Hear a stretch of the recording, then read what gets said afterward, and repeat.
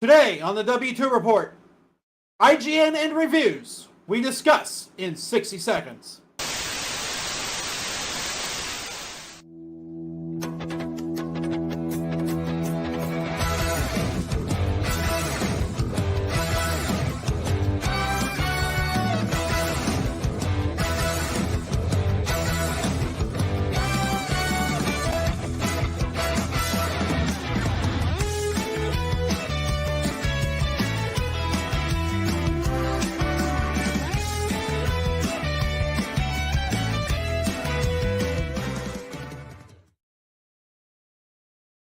This is the W2 Report with Sanji Homura.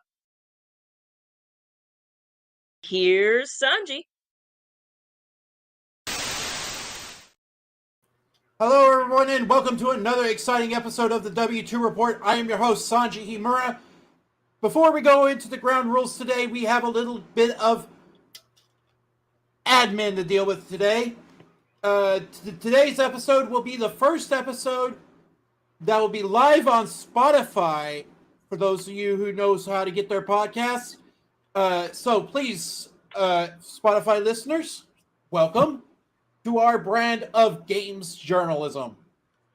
Now, let's go into the ground rules with Lord Crocosquirrel.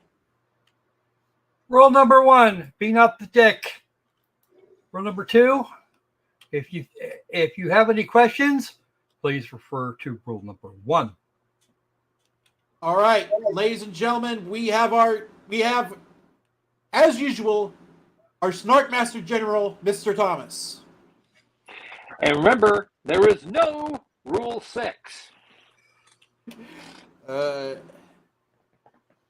joining us for the first time on the W2 Report, we have Mr. Vaughn. I'm just here for the coffee. Welcome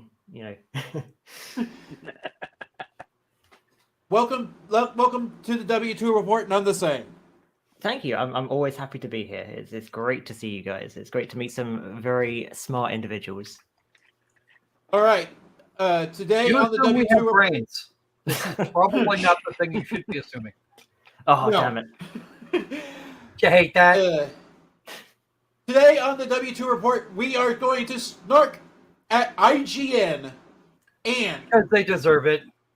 because they deserve it. This sparked up interest in us from us today, or rather this week.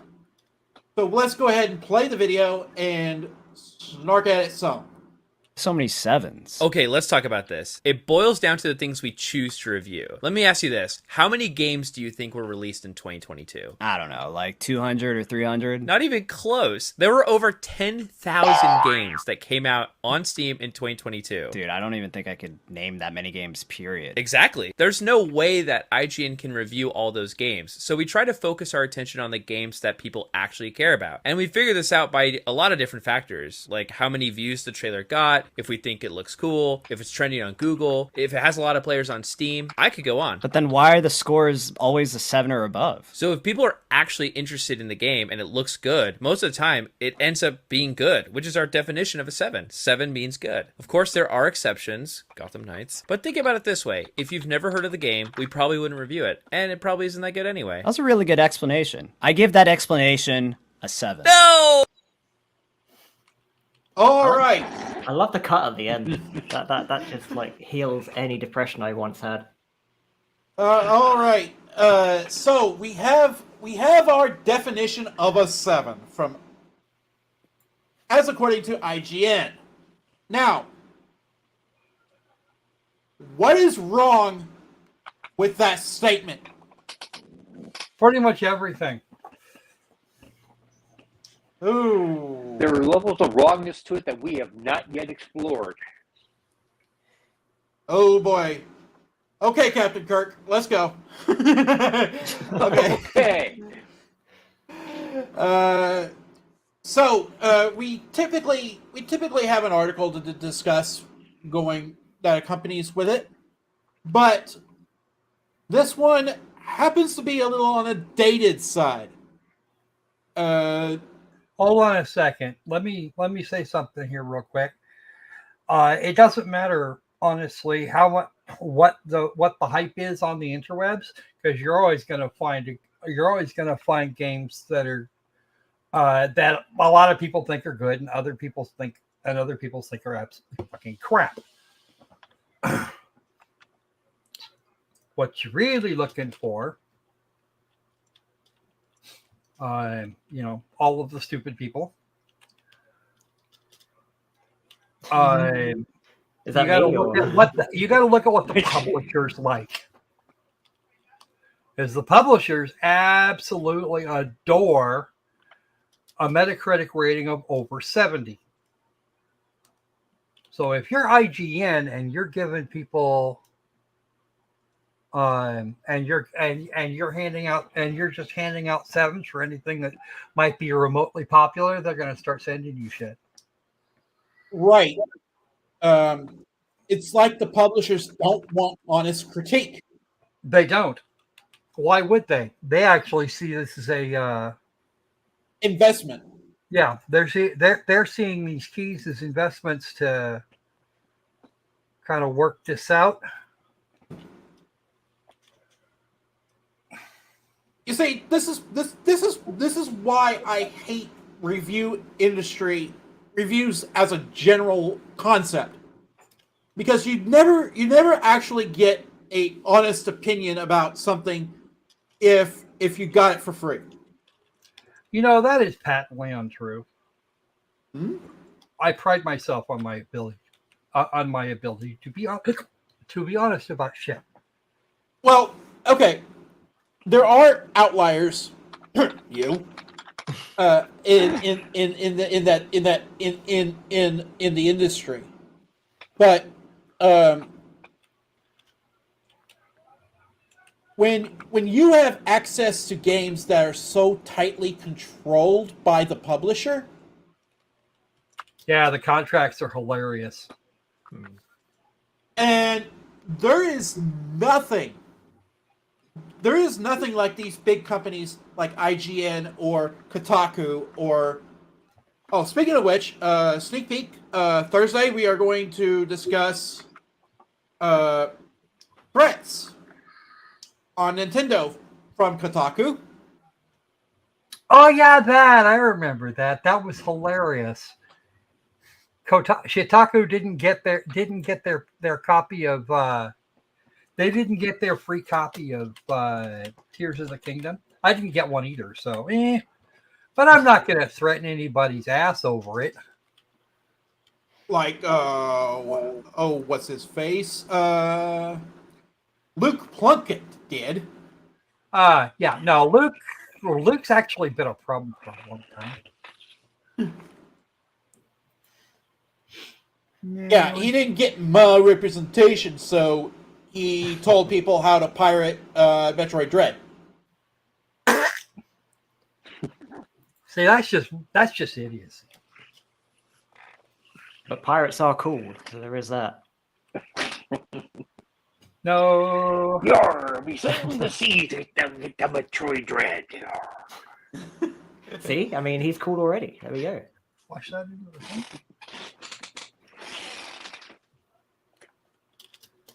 Actually, I could get the wrong author on the how to pirate Metroid Dread article wrong,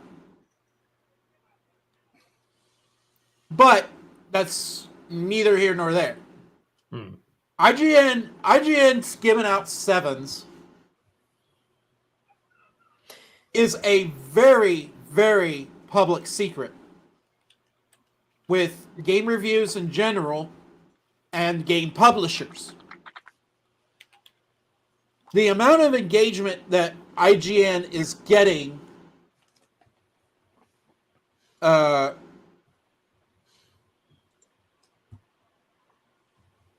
game publishers, it's sort of like, how can we phrase this? A dog eating from their master's lap. Huh. That's the thing that happens. Yeah. On So many it basically involves a lot of peanut butter. It works I wish it was on peanut humans butter. too. So I've heard. Not that we know it. Not that we know anything about that, mind you. No, no, no. Of course not. No, we don't test that Um, in my labs anymore.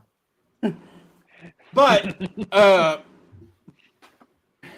now, Vaughn, you're new here, and I am.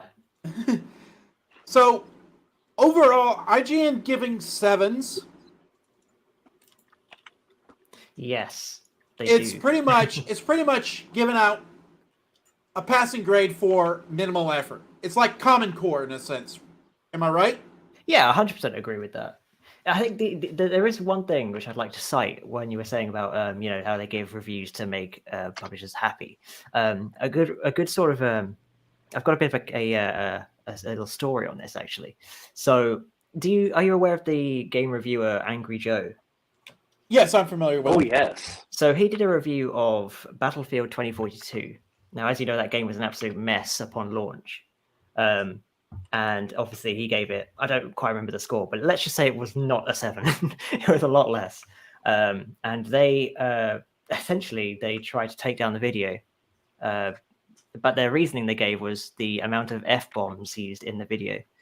Now, let's just say he did a count of a few other of his videos and they were much higher.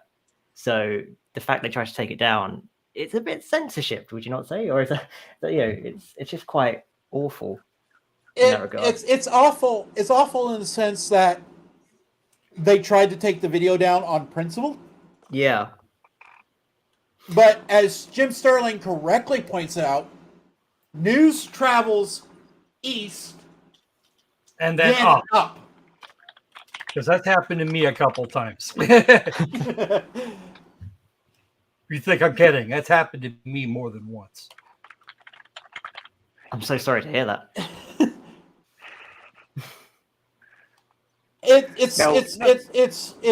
It's why he got the Escapist blacklisted by Konami.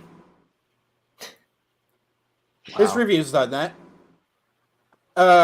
It's why he personally got it.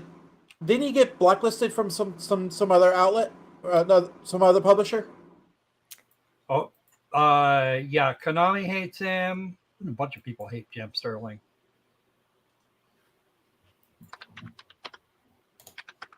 I remember Ubisoft hating him for a while. Oh, they still hate him. And Square Enix hated him. I believe. Yeah, the Japanese are not fond of James Stephanie Sterling, and they're less happy about it now.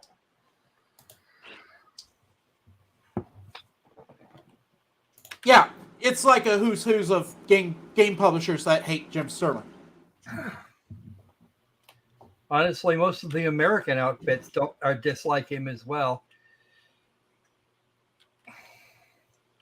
But Now, correct me if I'm go ahead. correct me if I'm wrong here, but wasn't there a scandal within, I'd say, the past, just throw a number out there, 7 years, where publishers and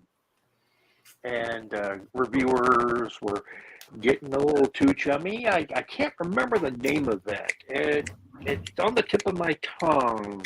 Oh Oh. no! It was, that- yeah, it was that hate group, Gamergate. yeah, yeah, I remember that.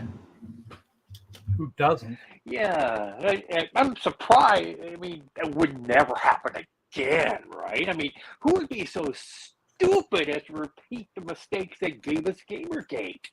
I mean, you'd have to be a complete and utter buffoon to do that, right? Oh, Right. absolutely. Stupid is as stupid does. Am I right? Yeah, that's true. I mean, this is kind of why I stepped away from reviewing video games as a personal preference, because I don't want to be tied to giving something a score and then having to stand by it when I don't really want to. Well, I don't know if any of you have been have been seeing my work on the drastic measure. If I don't like a game, I can tell you. I mean, If that's your type of game, then maybe you want to look, maybe you want to try it, but I'm not gonna give it high marks. I mean, I had Mello on my ass for bringing up Escape from Zartek, or that one digital homicide game that I played on stream, and I gave it a 4.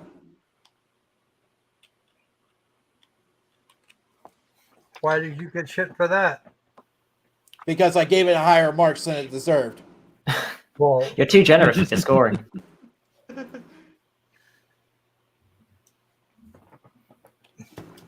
Yes, and that was an important lesson for me, because I should express my opinion on a game, not necessarily somebody else's. Yeah, I feel like reviews are like a spectrum. You're always going to have low reviews and high reviews, and it's about finding that common ground and where you rest your opinion with it. I mean, the only way you can thoroughly enjoy a review, because people seeking out. Let's back up a step. We all remember Diablo Immortal. now what? You guys don't have phones? I remember Diablo Immortal. Now, we all remember Diablo Immortal. YouTuber Josh Strife Hayes raised a very good point.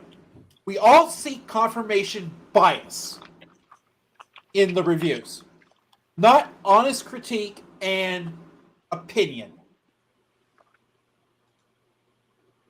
Damn. Now, IGN giving us game a 7 really shouldn't bother us. But it does. They do. I wonder why that might be. Mainly because they don't justify enough of it to give it a good score. I feel like there's just too many 7s, and you can't put all those games on the same level. You just can't. No, you can't. Social media engagement is at an all-time high. But what typically occurs between a game release and actually before the game releases, when it goes gold and the reviews come out, that something is called review access. I would like to bluntly. It's called access journalism. Yes. And Not to review Access Hollywood. Now, you could put a who's who of game reviewers into access journalism, into the access journalism umbrella. Mm-hmm. Hell, even some YouTubers do this. Why? Because they please the publisher enough. But they don't offer honest critique on a video game, on a movie, or what have you. So they always get access. As a matter of fact, I don't remember who it was that said this, but you score a video game, and the developer scores you. That's so meta. I know that's what happened in Soviet Russia, but that's beside the point. True. And in school, I was I was rated a 3. Now, so now, I mean, it's happening in China. China's really good at it. Yes, they score a video game reviewer on some criteria that they don't tell us. But the overall the important part of it is do you give X game a positive review? If yes, then you get access to this game. If you say no, we're going to fuck you in the ass.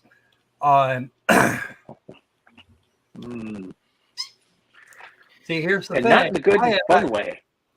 There's a good fun way about that. Yes, there is. Ah, Yes, you there have to is. show. I mean, I tell me about it. happen to enjoy it. Oh my! Why did you go British? Thomas, do I need to talk to your wife Yeah. again? We had this conversation once already.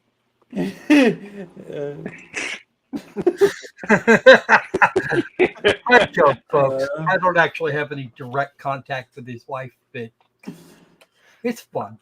You know, I really don't think we're penetrating the point here, but here we go. Of course we're not. Good there. Ooh. Of course not. But if you please the publisher enough, they're giving you access. When you say That's- please them, in what regard do you mean please them? Not like sexually, I assume, or No, not No. like that. But if you're giving them a review that will help their sales, then you're good to go. That does make sense. I mean, if you're an outfit that's small, like us, for example, you don't get a chance to prove that you have an opinion. You have, oh shit. You don't have a chance to prove that you have a valid opinion about something. Let's see here. Give me a second here. You talk amongst yourselves. He'll be back. Yeah, I know. Okay, so I've there we actually more recently been sent some very nice games, but they tend to not give me games in certain of certain types now. right, because they've done market research on the reviewer. Actually, no, it's they've seen what I've said before about some types of games. For example, I don't get they not giving me nobody's giving me a Souls-like in forever. In my opinion, Souls-likes are hateful. It's like Kaizo Mario in a sense. We Like don't have Kaiser all- Sose, in a sense. If you're talking about the RPG book company, we don't talk much about them either. Yeah, there's something else that when I was preparing for the show, I got thinking about a situation that occurred in academia. I think is still going on. It's called grade inflation. That where you water down the meaning of a particular grade so much that it raises everybody's grades. And to be honest with you, with some of the AAA games I've seen come out and how badly they've run, the glitches they've had, and different things like that, I'm finding it hard to find many that are actually worth a 7. So if everything's a 7, then nothing's a 7. Yep, pretty much. Pretty much. And go Most games that I have reviewed over the last 5 or 6 years rate somewhere between 5 and 6.5.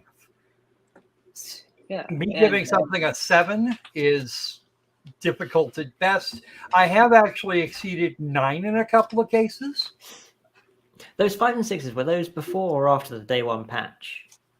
Huh? Were those? After. I almost never get big games ahead of time. I was going to say, because I feel like that should be something we like as a community. We definitely shouldn't be normalizing getting. The fact that games have to come out with a day one patch is obscene to me. Like, surely you're paying big bucks for a AAA game these days. Like, what is it, $70, $80? $70. Depends on who you're Yeah. buying from. Yeah, but then you're paying for a game that still needs to be worked on, and I don't feel that's right at this point. And especially if the reviews are coming out, IGN's always giving it a 7 or whatever, and you're looking at that on day one. It's like, why? Why? Yeah, Exactly. Yeah. And back in the day, to go back to the earlier point about social media influencers getting access because of the way they rate games, kind of reminds me of the old payola scandals from the 70s and 80s in radio, where record companies were really pushing to say, this is the album we want you to play.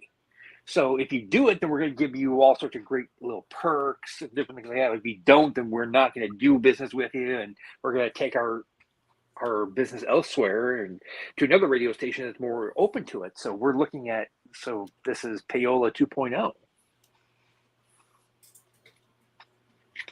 Fair assessment. I do want to raise this one point. You remember the game Shadow of Mordor, I believe it was called? Yeah. Actually, both of those games did that. But yet it achieved so many sales because they paid reviewers to do it. Yes, but then again, It got so bad that Total Biscuit had to call them out on it. God rest his soul. really too bad about that guy. He was cool. Hmm. All right. All right. So, in light of all this, let's go read the actual article that they published in February, trying to explain the video that they released 3 weeks ago.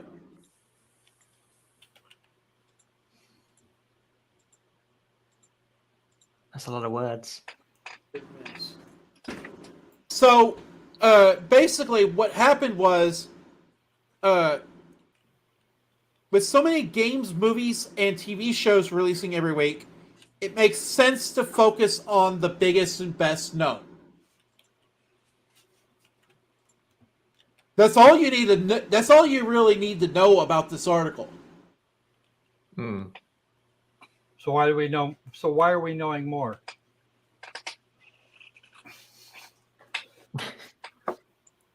A question I ask myself daily.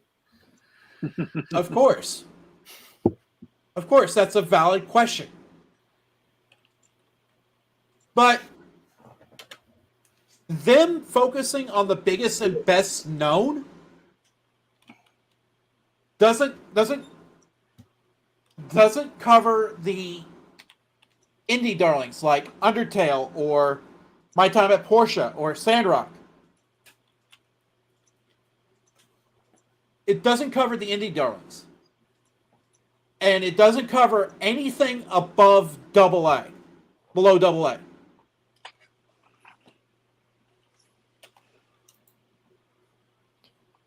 But why is that? Because surely IGN is like the one-stop shop for all gaming. Like, that's what they used to advertise themselves as.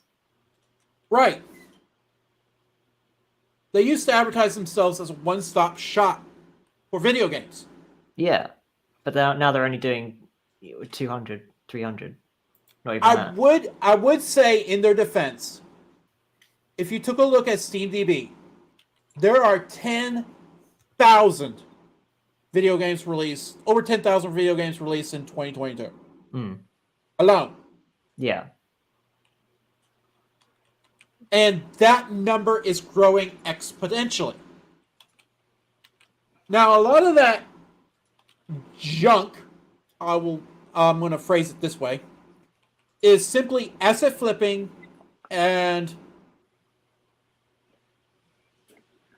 other low quality effort video games. Or in some cases, no quality effort. See, also digital homicide, Zonatron, I can't talk English today. Any one of a number of quote developers unquote that we've covered over the years. Right. So what you're And saying is IGN is turning into some of those well-known hack game devs. What do you mean turning into? But if you guys don't know the Digital Homicide Saga, you can start with Jim Sterling and then go look up Review the Developer on YouTube.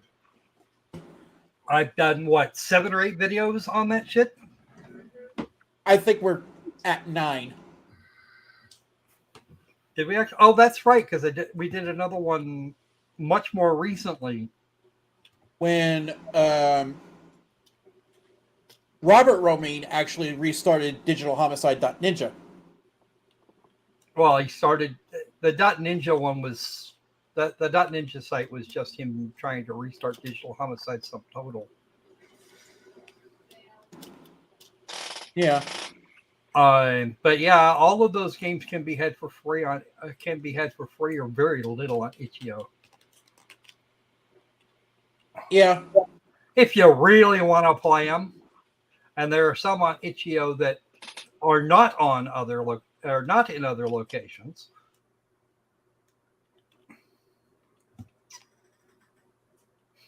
But you won't find the games on Steam anymore because they tried to issue Valve a subpoena for an early discovery subpoena for names, so that they could sue the shit out of pretty much the entire planet. Yep. I remember that one very vividly. Yeah, that took us that particular thing took us 4 hours to get through. It was a long stream. And shortly after that, I started this.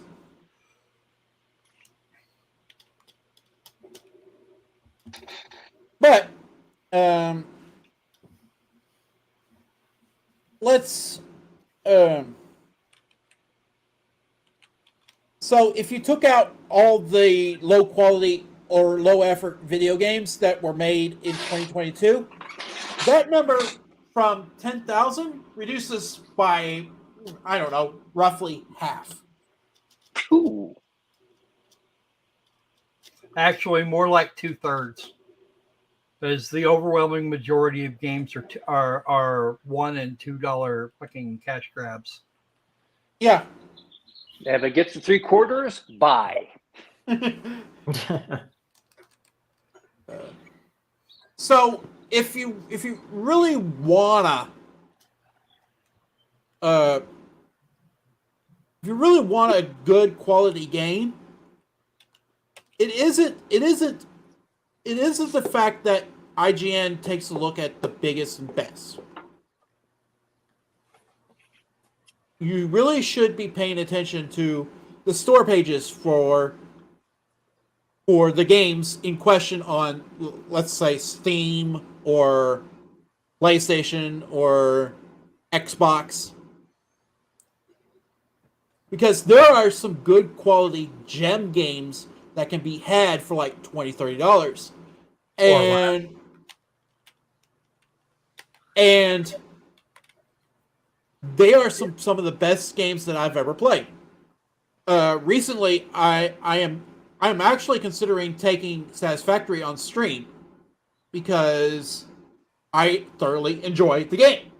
And you were playing it before this, weren't you? Yes, I was. Some of us are still playing it. Multitasking. Oh, absolutely. I can listen to Sanji ramble on while doing other things. I cannot. But- His voice is too intoxicating. But when you have IGN ignoring those games in favor of Shadow of Mordor or other AAA titles,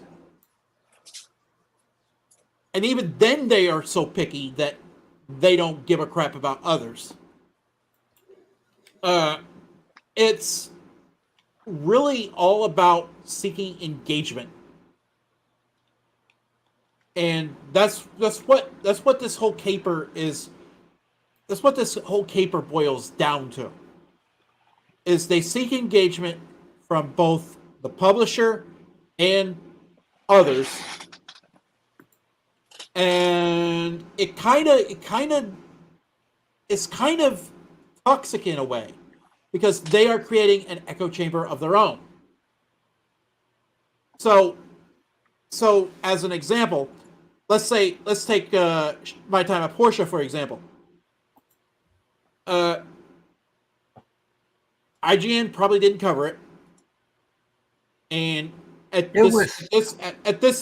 this hypothetical example, let's say they didn't. So if My Time at Portia wasn't covered by the big boys, basically,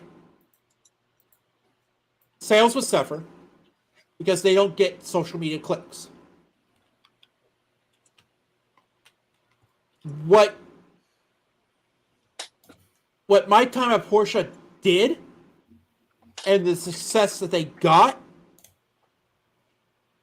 was so astronomically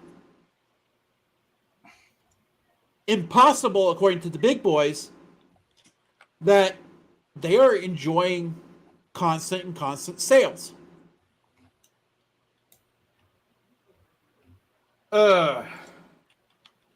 So anyway, I think that's about it from me this week. If anybody wants to weigh in, feel free. I don't know, man. It's been a while since I've weighed myself.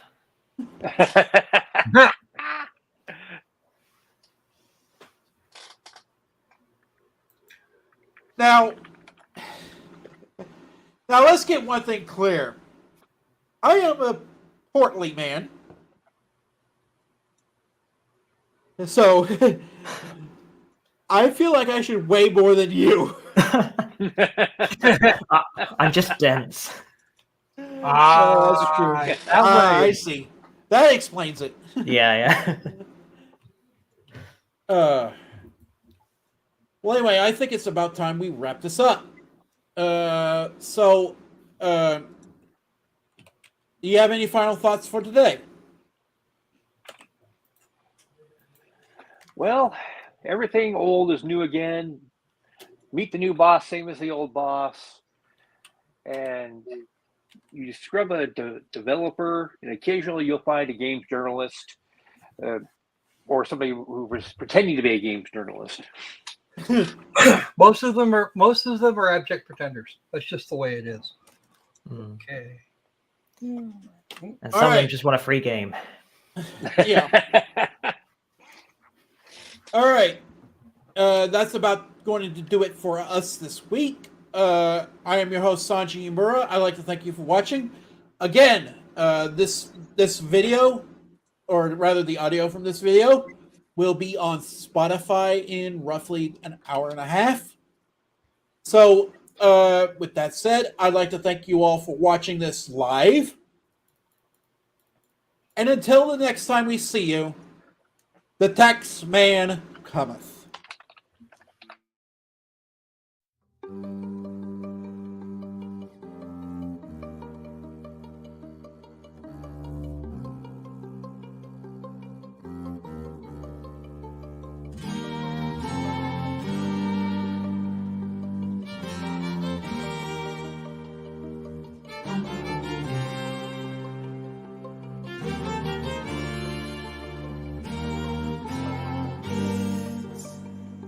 The end of the fight.